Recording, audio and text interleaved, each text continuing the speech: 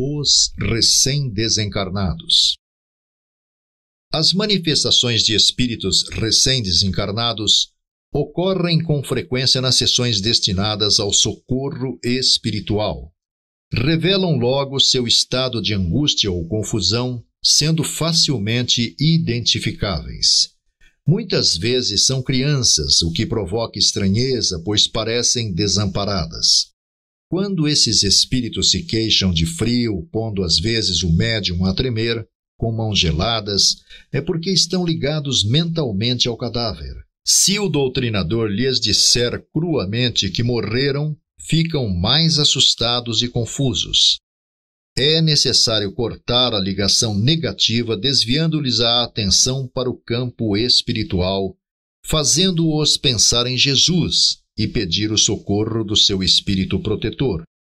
Trata-se a entidade como se ela estivesse doente e não desencarnada.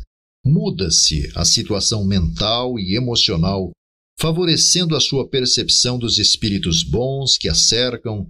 Em poucos instantes, a própria entidade percebe que já passou pela morte e que está amparada por familiares e espíritos que procuram ajudá-la.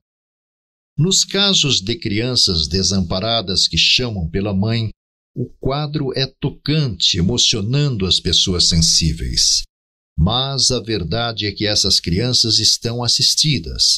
O fato de não perceberem a assistência decorre de motivos diversos.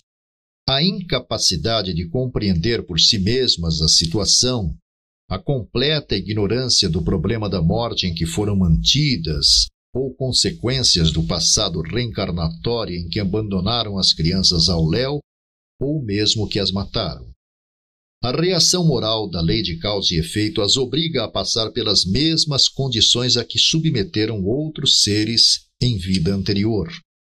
O doutrinador deve lembrar, nessas ocasiões, que o mundo espiritual é perfeitamente organizado e que essas provas de resgate e ensino passam rapidamente.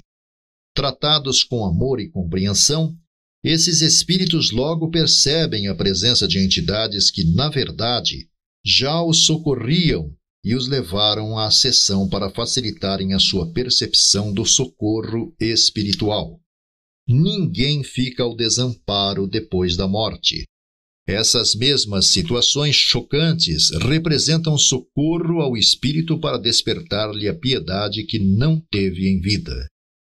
Quanto às manifestações de crianças que são consideradas como espíritos pertencentes às legiões infantis de socorro e ajuda, o doutrinador não deve deixar-se levar por essa aparência, mas doutrinar o espírito para que ele retome com mais facilidade a sua posição natural de adulto, o que depende apenas de esclarecimento doutrinário.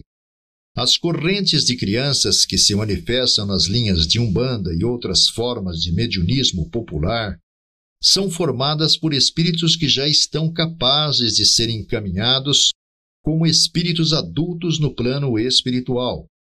Se lhes dermos atenção, continuarão a manifestar-se dessa maneira, entregando-se a simulações que, embora sem intenções malévolas, prejudicam a sua própria e necessária reintegração na vida espiritual de maneira normal. Esses espíritos apegados à forma carnal em que morreram, como crianças, entregam-se a fantasias e ilusões que lhes são agradáveis, mas que, ao mesmo tempo, os desviam de suas obrigações de após-morte.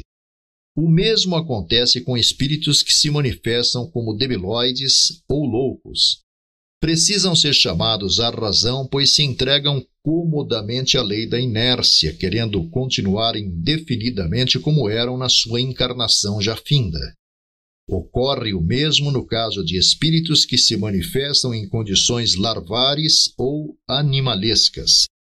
O doutrinador não pode aceitá-los como se apresentam, pois estão simplesmente tentando fugir às suas responsabilidades por meio de ardis a que se apegam e com os quais muitas vezes se divertem.